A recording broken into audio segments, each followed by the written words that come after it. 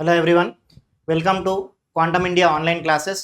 మనం ఏఎల్పికి సంబంధించినటువంటి సిబిటి 2లో మనం బేసిక్ సైన్స్ ఇంజనీరింగ్లో ఉన్నటువంటి సబ్జెక్ట్స్లోంచి ఇంజనీరింగ్ డ్రాయింగ్కి సంబంధించినటువంటి సబ్జెక్ట్ని మనం డీల్ చేస్తున్నాం. సో ఇందులో మనకి ఏఎల్పిలో సిబిటి 2లో అడిగేటువంటి క్వశ్చన్స్ ఎలా ఉంటాయి, సో ప్రీవియస్ ఇయర్లో ఉన్నటువంటి క్వశ్చన్స్ ఏ లైన్స్లో ఉన్నాయి, దాన్ని ఉద్దేశించుకొని ఇప్పుడు మనము మన ఇంజనీరింగ్ డ్రాయింగ్కి సంబంధించినటువంటి సబ్జెక్ట్లోంచి ఎలాంటి క్వశ్చన్స్ అడుగుతాడు అనే ఉద్దేశంలో కొన్ని క్వశ్చన్స్ డీల్ చేయడం జరుగుతుంది.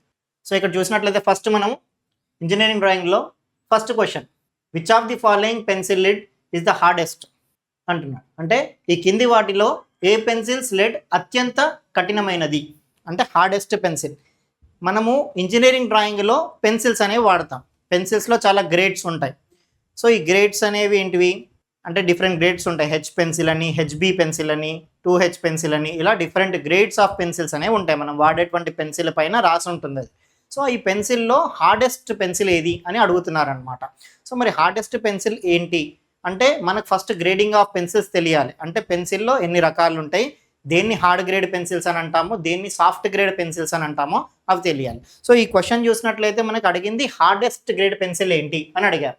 మరి దీంట్లో ఆప్షన్స్ చూస్తే ఏం అడిగాడు, ఆప్షన్ ఏ హెచ్బి ఇచ్చాడు, తర్వాత హెచ్, 9H, 2H, ఇలా ఇవి డిఫరెంట్ గ్రేడ్స్ గురించి చెప్పాడు. మరి ఇందులో ఏ గ్రేడ్ పెన్సిల్ని మనం హార్డెస్ట్ పెన్సిల్ అని అంటాం అంటే ఒకసారి చూసినట్లయితే చూడొచ్చు, గ్రేడింగ్ ఆఫ్ పెన్సిల్స్ మనం ఈ రకంగా చెప్పుకోవచ్చు.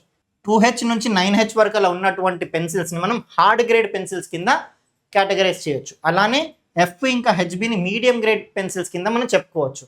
అలానే బి ఇంకా 7B, బి నుండి 7B వరకు అలా ఉండేటువంటి పెన్సిల్స్ని మనము సాఫ్ట్ గ్రేడ్ పెన్సిల్స్ కింద పెట్టుకోవచ్చు. సో ప్రస్తుతానికి మనకు అడిగినటువంటి క్వశ్చన్ ఏంటి, హార్డ్ గ్రేడ్ పెన్సిల్ ఏంటి, హార్డ్.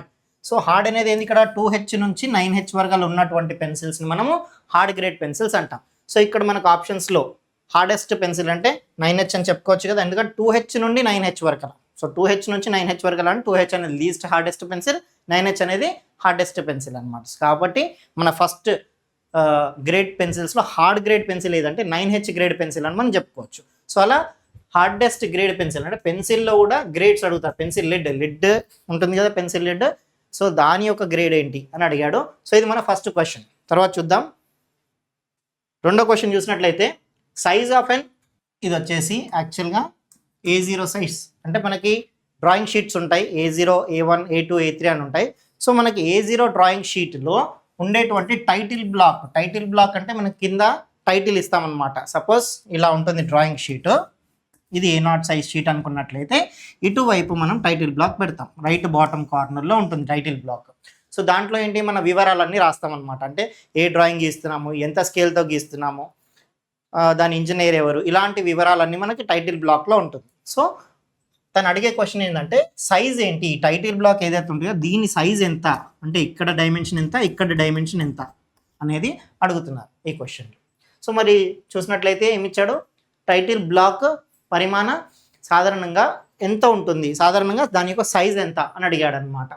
సో సైజెస్ ఇచ్చాడు. ఇక్కడ ఏ వచ్చేసి 185 mm by 75 mm, అలానే 170 mm by 65 mm, తర్వాత 210 mm by 297 mm, 150 mm by 50 mm, ఇలా డిఫరెంట్ గ్రేడ్స్ మనకు అడగడం జరిగింది. మరి ఇందులో ఏది సైజ్ కరెక్ట్ అంటే టైటిల్ బ్లాక్ గురించి అడిగారు. టైటిల్ బ్లాక్ వచ్చేసి 170 mm by 65 mm ఉండాలి. అంటే ఇదిగోండి, ఇది వచ్చేసి 170 mm ఉండాలి. అండ్ ఈ వర్టికల్ హైట్ వచ్చేసి 65 ఉండాలి, అలా అనమాట.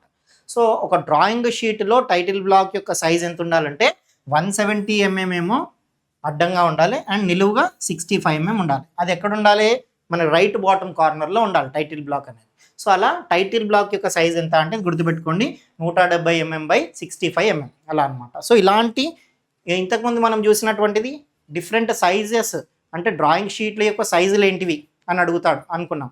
కానీ ఇక్కడ అడిగింది ఏంటి, డ్రాయింగ్ షీట్లో ఉండేటువంటి టైటిల్ బ్లాక్ యొక్క సైజ్ ఏంటి అని కూడా అడిగాడు. సో ఇలాంటి క్వశ్చన్స్ కూడా అడగవచ్చు. కేవలం different grades of drawing sheet యొక్క సైజులే కాకుండా డ్రాయింగ్ షీట్లో ఉన్నటువంటి టైటిల్ బ్లాక్ యొక్క సైజ్ ఎంత అని కూడా అడిగాడు ఇక్కడ.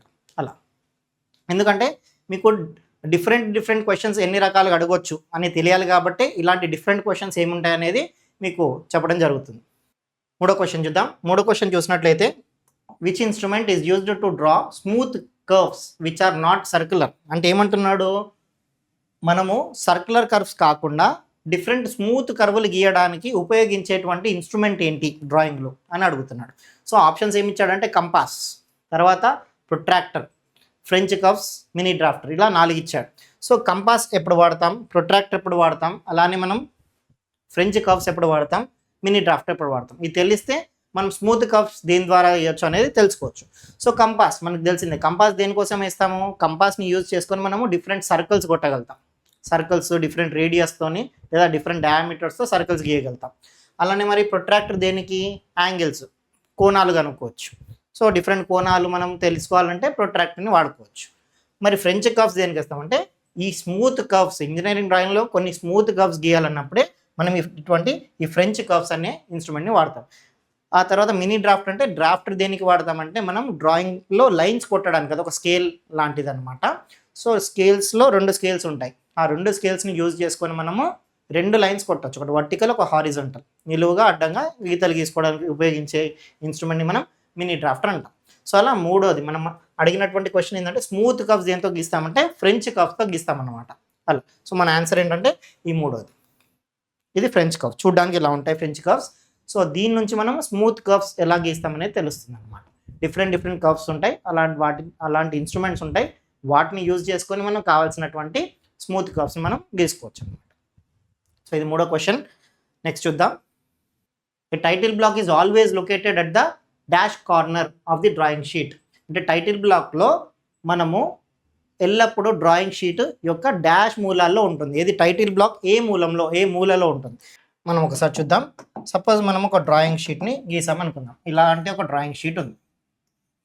ఈ డ్రాయింగ్ షీట్లో మన యొక్క టైటిల్ బ్లాక్ ఏ మూలలో ఉంటుంది. అంటే ఇటువైపు ఉండొచ్చా, లేదా ఇటువైపు ఉండొచ్చా, ఇటువైపు ఉండొచ్చా, లేదా ఇక్కడ, లేదా మధ్యలో రాస్తామా టైటిల్ బ్లాక్ మనం గీసేది. అది అడిగాడు ఇక్కడ క్వశ్చన్లో. సో ఇంతకుముందు రెండో క్వశ్చన్లని చూసాం. టైటిల్ బ్లాక్ అనేది మనం ఒకవేళ డ్రాయింగ్ షీట్ ఇలా ఉన్నట్లయితే దీంట్లో ఈ మూలలో మనం టైటిల్ బ్లాక్ని గీస్తాం. అదే మూల, రైట్ బాటమ్ కార్నర్ అనొచ్చు. దీన్ని ఏమంటాం, లెఫ్ట్ టాప్ అంటాం. లెఫ్ట్ టాప్, ఇది రైట్ టాప్. ఇటువైపు ఇస్తే లెఫ్ట్ బాటమ్, ఇటువైపు రైట్ బాటమ్. ఇలాంటి అక్షరాలు అడుగుతాడు మనకి.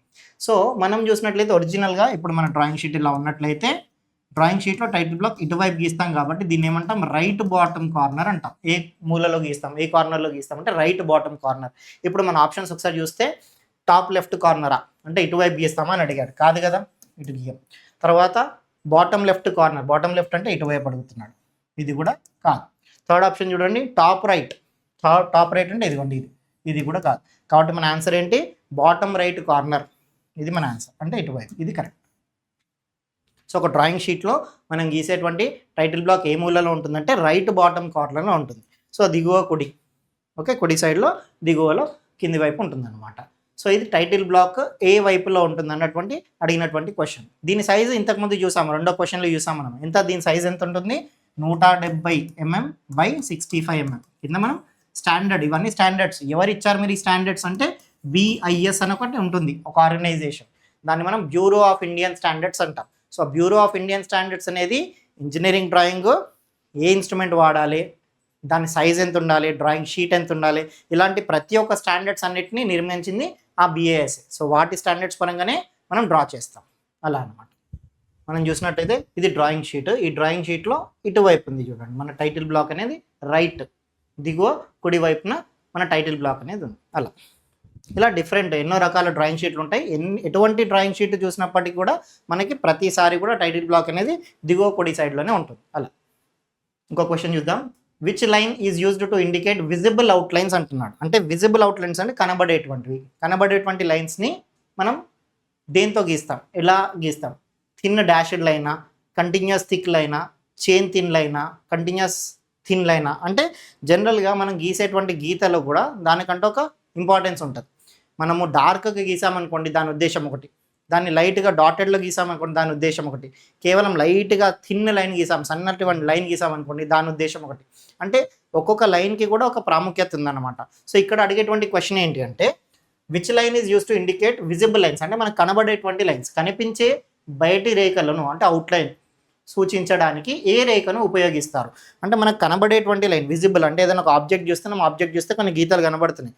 ఆ గీతలని మనం ఎటువంటి గీత అంటే డార్క్గా గీయాలా, లేదా కంటిన్యూస్గా గీయాలా, థిన్గా అంటే సన్నగా గీయాలా, డాటెడ్గా గీయాలా? సో ఇవన్నీ మళ్ళీ స్టాండర్డ్స్ ఇచ్చారు BIS వాళ్ళు, ఎలాంటిది గీయాలి. సో ఇక్కడ ఆప్షన్స్లో ఏమిచ్చాడు? థిన్ డాషెడ్ లైన్ అంటే ఎలా ఉంటుంది చూద్దాం ఒకసారి. ఇదిగోండి ఇలా సన్నగా ఇలా, ఈ థిన్ డాషెడ్ లైన్.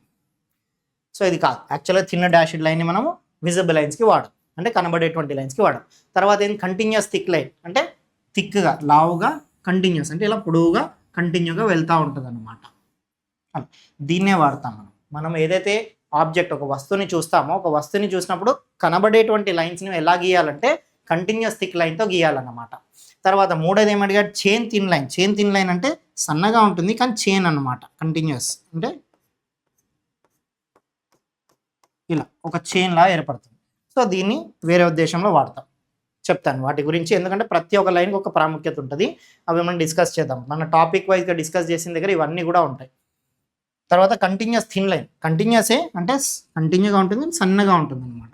సో ఇది వేరే పర్పస్లో వాడతాం. సో ప్రస్తుతానికి అడిగినటువంటి క్వశ్చన్లో మనకు కనబడేటువంటి లైన్ ఎలా గీయాలంటే కంటిన్యూస్ థిక్ లైన్గా గీయాలన్నమాట. కంటిన్యూస్ అంటే కంటిన్యూగా ఉండాలి అండ్ లావుగా థిక్గా ఉండాలన్నమాట.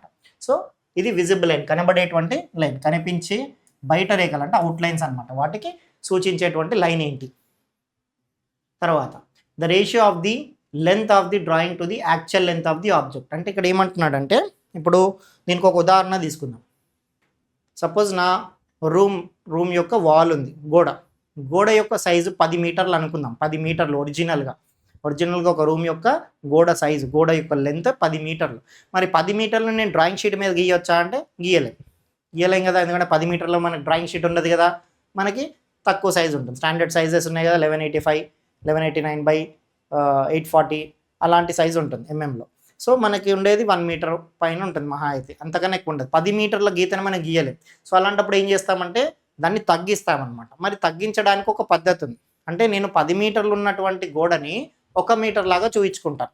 స్కేలింగ్ అంటాం దీన్ని. స్కేలింగ్ అంటే తగ్గించి గీస్తాం. మరి తగ్గించి గీసేటప్పుడు ఎలా గీస్తున్నాం మనము? గీసేదేమో 1 మీటర్, ఒరిజినల్గా ఉన్నది 10 మీటర్లు. మరి దీన్ని ఏమంటాము? మనకున్నది ఒరిజినల్గా 10 మీటర్, గీసింది 1 మీటర్. దీన్ని ఏమంటాము అంటే రిప్రజెంటేటివ్ ఫ్రాక్షన్ అంటాం. ఇదిగోండి, అసలు రిప్రజెంటేటివ్ ఫ్రాక్షన్ అంటే ఏంటి అంటే RF అంటాం దీన్ని జనరల్గా. ఇందాక నేను ఇచ్చినటువంటి ఉదాహరణలో మన డ్రాయింగ్ ఒరిజినల్గా ఎంత ఉండే 10 మీటర్లు, మనం గీసింది ఎంత 1 మీటర్. సో మనము రిప్రజెంటేటివ్ ఫ్రాక్షన్ అంటే ఏంటంటే మనం ఎంత గీస్తున్నాం, ఆబ్జెక్ట్ యొక్క length, object on drawing sheet to the original length. అంటే ఇందాక మనం ఇచ్చిన ఉదాహరణలో మనకు ఒరిజినల్ లెంత్ 10 మీటర్లు ఉండే, దాన్ని మనం ఎంత గీసాం? 1 మీటర్ లాగా గీసాం. ఇక్కడ మీటర్ క్యాన్సిల్ అయిపోయి 1/10 అంటుంది. 1/10 అంటే 0.1. సో దీన్ని మనం ఏమంటామంటే రిప్రజెంటేటివ్ ఫ్రాక్షన్ అనే అక్షరంతో పిలుస్తాం. ఇది ఎక్కడ ఉపయోగపడుతుంది అంటే స్కేలింగ్ అనే టాపిక్ ఉంటుంది. అంటే మనం గీసేటువంటి బొమ్మలు, పెద్దగా ఉన్న బొమ్మని చిన్న గీసేటప్పుడు కానీ, చిన్నగా ఉన్న ఆబ్జెక్ట్ని పెద్దగా చేసి గీయడం కానీ, ఇలాంటి పద్ధతి దగ్గర స్కేలింగ్ అనే టాపిక్ ఉంటుంది. అక్కడ మనం ఈ RFని ఉపయోగిస్తాం అనమాట. రిప్రజెంటేటివ్ ఫ్రాక్షన్ అంటాం దీన్ని. అదే అడిగాడు ఇక్కడ మన క్వశ్చన్లో, ఏమడిగాడు? రేషియో ఆఫ్, దేని రేషియో అడిగాడు? లెంత్ ఆఫ్ ది డ్రాయింగ్, మనం గీసినటువంటి డ్రాయింగ్ దాన్ని యాక్చువల్ లెంత్తోని కనుక మనం డివైడ్ చేస్తే అంటే రేషియో. చూడండి, న్యూమరేటర్ ఏంటి? డ్రాయింగ్ షీట్ పైన గీసినటువంటి లెంత్, కింద ఏంది? యాక్చువల్ లెంత్ అంటే ఒరిజినల్ లెంత్. ఈ రేషియోని అంటే దీని యొక్క ప్రపోర్షన్ని మనం ఏమంటామంటే రిప్రజెంటేటివ్ ఫ్రాక్షన్ అంటాం, RF అంటాం సింపుల్గా దీన్ని. ఇది చాలా చాలా ఇంపార్టెంట్ టాపిక్ దేంట్లో, స్కేల్స్ అనే టాపిక్కి సంబంధించి.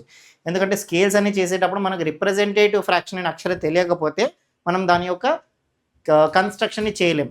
ఎందుకంటే దాంట్లో మనకి రిప్రజెంటేటివ్ ఫ్రాక్షన్తో పాటు లెంత్ ఆఫ్ స్కేల్ కనుక్కోమంటాడు అనమాట. ఆ లెంత్ ఆఫ్ స్కేల్ కనుక్కోవాలంటే ఫస్ట్ రిప్రజెంటేటివ్ ఫ్రాక్షన్ అనేది తెలియాలి అలా. సో ఈ క్వశ్చన్ అడిగింది ఏంటంటే మనం గీసినటువంటి లైన్ యొక్క రేషియో అండ్ దాని యొక్క ఒరిజినల్ లెంత్తో కనుక ఉన్నట్లయితే దాన్ని మనం అనేది రిప్రజెంటేటివ్ ఫ్రాక్షన్ అంటాం. ఇది చాలా చాలా ఇంపార్టెంట్ కూడా స్కేల్స్. ఇంకో క్వశ్చన్ చూసినట్లయితే which type of scale is use to represent 3 units of dimensions అంటే 3 యూనిట్లు స్కేల్స్ అని చెప్పాను. ఇది కూడా స్కేల్స్కి సంబంధించినటువంటి బిట్.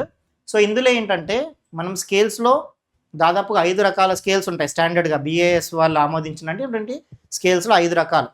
ప్లేన్ స్కేల్ అని ఉంటుంది, డయాగ్నల్ స్కేల్ అని ఉంటుంది, వర్నియర్ స్కేల్స్, స్కేల్స్ ఆఫ్ కార్డ్, అలానే మనకు వచ్చేసి కంపారేటివ్ స్కేల్స్. ఇలా 5 రకాల స్కేల్స్ అనేవి ఉంటాయి. సో ఇక్కడ మనం అడిగినటువంటి క్వశ్చన్ ఏంటంటే, ఈ క్వశ్చన్లో అడిగింది ఏ స్కేల్ని వాడతాం, which type of scale is use to represent 3 units, 3 యూనిట్లని సూచించేది ఏది. సో 3 యూనిట్లు లేదా కొలతలను అంటే డైమెన్షన్ని సూచించేది ఏ రకమైన స్కేల్ను అడుగుతున్నాడు. ఇందాక నేను చెప్పినట్టు 5 రకాల స్కేల్ ఉంటాయి. 5 రకాల్లో 3 యూనిట్లని చూపించేటువంటి స్కేల్ ఏది అని అడిగాను. సో 3 యూనిట్లు అంటే ఫస్ట్ దీని ఒక ఎగ్జాంపుల్ ఇస్తాను. సపోజ్ 267 కిలోమీటర్ ఉంది. దీన్ని మనం విభజిద్దాం, డివైడ్ చేద్దాం. నేను ఇలా డివైడ్ చేయొచ్చా, 200 kilometre plus 60 kilometre plus 7 kilometre అని విభజించవచ్చా? కరెక్టేనా చూసుకోండి. ఇక్కడ నేను ఏం చేశాను, 267ని 3 భాగాలుగా డివైడ్ చేస్తాను. ఓకేనా, 3 భాగాలు ఇలా అనొచ్చు. లేదా ఇంకొక ఎగ్జాంపుల్ తీసుకుందాం, 2.67 కిలోమీటర్ అన్నాడు అనుకుందాం. అంటే దీన్ని ఎలా విభజించవచ్చు, 2 kilometre plus 0.6 kilometre plus 0.07 kilometre. ఇక్కడ కూడా ఏమైంది, 3 ముక్కల్లో డివైడ్ అయింది. ఓకేనా. సో ఇటువంటి దాన్ని కానీ చూపించడానికి ఏ రకమైనటువంటి స్కేల్ని వాడతాం అని అడిగాడు ఈ క్వశ్చన్. సో దేన్ని వాడతామంటే మనం డయాగ్నల్ స్కేల్ని వాడతాం. యాక్చువల్లీ డయాగ్నల్ స్కేల్ ఇది 2వ రకమైనటువంటి స్కేల్. ఇది ఫస్ట్ స్కేల్ ప్లేన్ స్కేల్. మరి ప్లేన్ స్కేల్ ఎప్పుడు వాడతామంటే కేవలం 2 డిజిట్ల వరకు అంటే 2.6 కిలోమీటర్ చూపించాలనుకోండి, అప్పుడు మనం ప్లేన్ స్కేల్ని వాడచ్చు. లేదా 28 కిలోమీటర్ అంటే 2 ముక్కల్లో విభజించవచ్చు, 20 కిలోమీటర్ ప్లస్ 8 కిలోమీటర్. సో ఇలాంటి పర్పస్లో వాడేటువంటి దాన్ని ప్లేన్ స్కేల్ అంటాం. ఇక్కడ డయాగ్నల్ స్కేల్ అంటే 3 ముక్కలు అంటే 268 కిలోమీటర్. దీన్ని విభజిస్తే 200 kilometre plus 60 kilometre plus 8 kilometre అలా. సో 3 యూనిట్స్లని లేదా డెసిమల్ తర్వాత 2 యూనిట్స్ వరకు అలా చూపించేటువంటి స్కేల్ ఏదంటే డయాగ్నల్ స్కేల్ అన్నమాట. 8వ క్వశ్చన్ చూద్దాం. Angle between the isometric axis. ఇక్కడ ఐసోమెట్రిక్ యాక్సిస్ అన్నాడు. ఐసోమెట్రిక్ యాక్సిస్ అనే అక్షరాన్ని ఎప్పుడు వాడతామంటే, ఎప్పుడైతే మనము 3 డైమెన్షనల్లో ఒక ఆబ్జెక్ట్ని చూపిస్తాం అనుకుంటామో అప్పుడు వాడేటువంటి యాక్సిసే ఐసోమెట్రిక్ అన్నమాట. ఓకే. సో ఐసోమెట్రిక్ ఆంక్షల మధ్య కోణం ఎంత ఉంటుంది, ఐసోమెట్రిక్ ఆంక్షలు అంటే యాక్సిస్. ఐసోమెట్రిక్ ఆంక్షల మధ్య యాక్సిస్ అంటే 3 యాక్సిస్లు ఉంటాయి. ఐసోమెట్రిక్ ఇలా ఉంటుంది యాక్చువల్గా ఇలా. సో ఇలా 3 యాక్సిస్ల మధ్యలో జనరల్గా ఎంత ఉంటుందంటే మన యొక్క కోణం 120 డిగ్రీలు ఉంటుంది. 120 ఎందుకంటే 3 ఉంటాయి కదా యాక్సిస్లు, XYZ. మనకు ఉండే మొత్తం ఎంత 360 డిగ్రీస్. 360 డిగ్రీస్ని మనం 3తో భాగిస్తే ఎంత వస్తుంది, 120 డిగ్రీలు. సో అలా అనమాట. సో ఆన్సర్ ఏంటంటే 120 డిగ్రీలు. చూడొచ్చు మీరు, ఐసోమెట్రిక్ డ్రాయింగ్ అంటే ఇలా ఉంటుంది. సో దీన్ని మనం అంటే ఒక 3 డైమెన్షన్లో గీస్తున్నాం. ఒక క్యూబ్ ఇది మీరు చూడొచ్చు. ఒక క్యూబ్ 3 డైమెన్షన్లో గీస్తే 3 యాక్సిస్ అంటే X యాక్సిస్కి, Y యాక్సిస్కి అండ్ Z యాక్సిస్కి మధ్యలో ఉన్నటువంటి మన యాంగిల్ ఎంత అంటే 120 డిగ్రీలు అలా. ఈ క్వశ్చన్ చూద్దాం. Standard lettering recommended by BIS అంటే BIS సిఫార్సు చేసిన ప్రామాణిక అక్షరాల శైలి ఏది అంటే, BIS చెప్పాను కదా ప్రతిదానికి ఒక పద్ధతిని ఇచ్చింది. అంటే ఏది కూడా ఊరికైనా మనము అంత డైమెన్షన్ తీసుకోవడానికి లేదు. ఏ అక్షరం గీసినా, ఏ లైన్ గీసినా స్టాండర్డ్స్ని ఆమోదించినటువంటి స్టాండర్డ్స్ని మనం తీసుకుంటాం. అంటే BIS వాళ్ళు ఆమోదించినటువంటి స్టాండర్డ్స్. ఇక్కడ అడిగింది ఏంటంటే మనం లెటరింగ్ అంటే అక్షరాలు రాసేదాన్ని లెటరింగ్ అంటాం. సో మనం రాసే అక్షరాన్ని ఎలా రాయాలి అనేది ఇక్కడ ప్రశ్న అన్నమాట.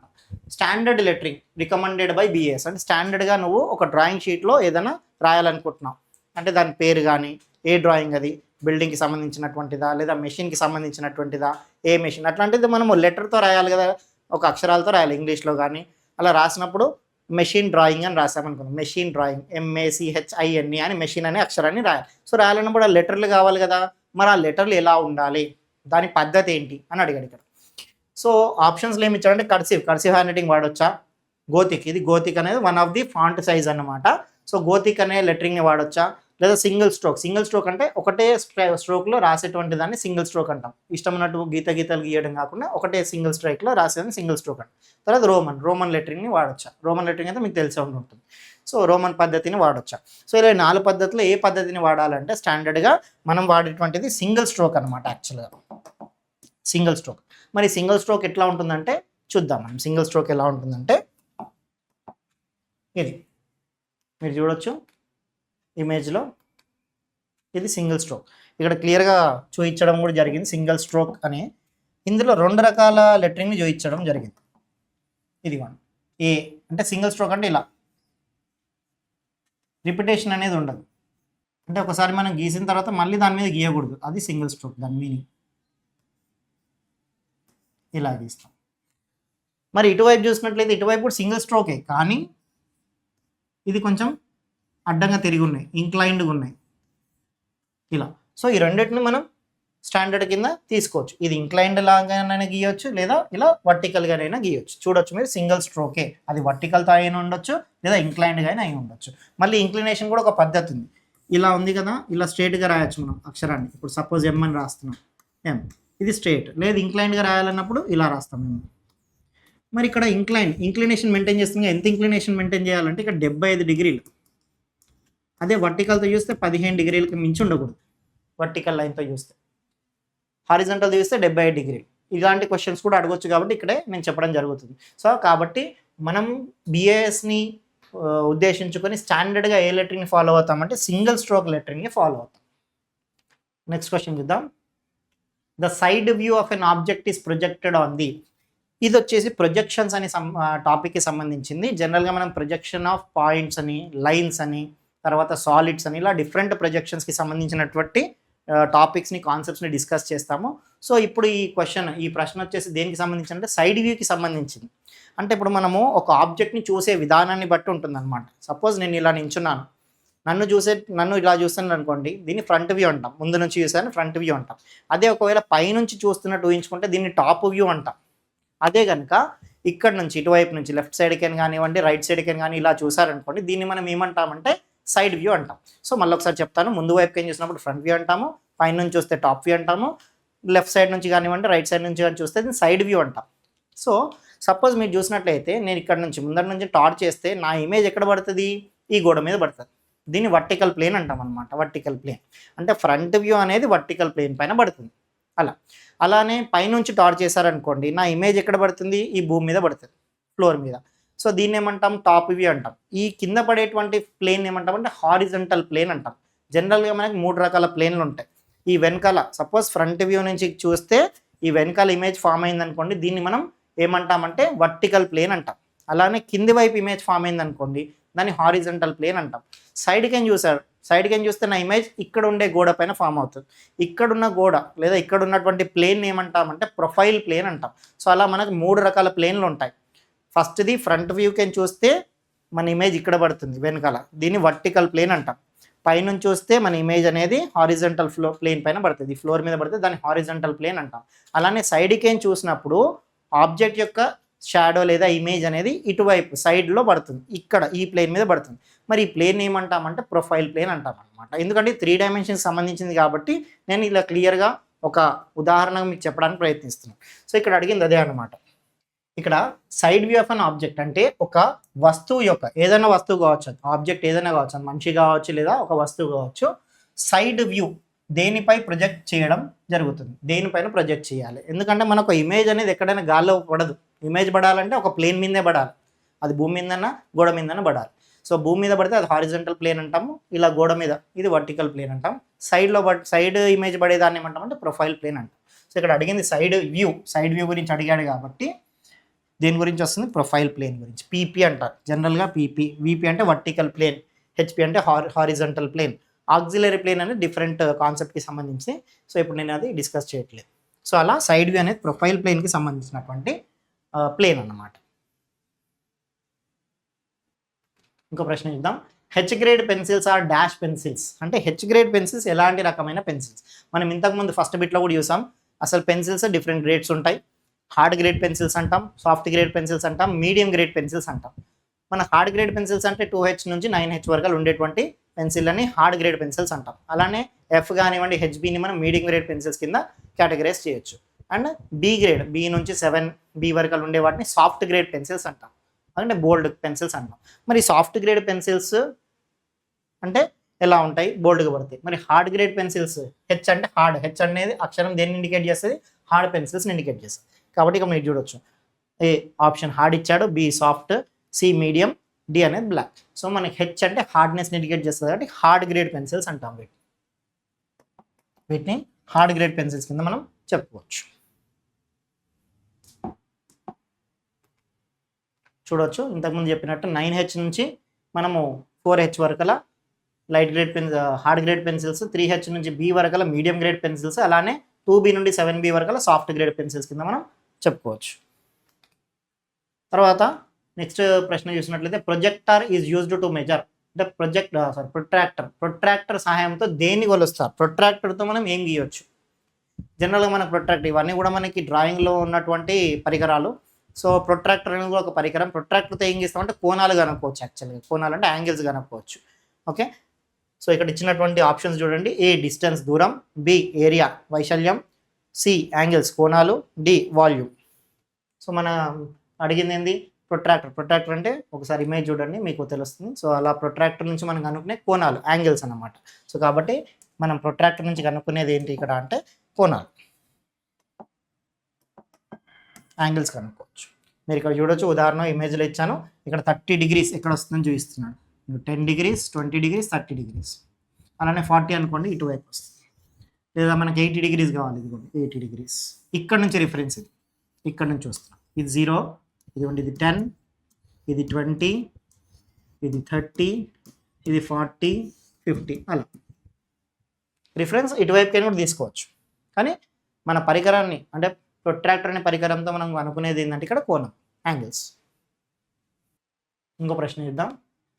To draw a circle of large diameter which instrument is used అంటే పెద్ద వ్యాసం కలిగి వృత్తాలను గీయడానికి ఏ పరికరాన్ని ఉపయోగిస్తాం అంటే ఇక్కడ ఏమడిగారు? పెద్ద వ్యాసం అంటే రేడియస్ కానివ్వండి, డయామీటర్ చాలా పెద్దగా ఉంది.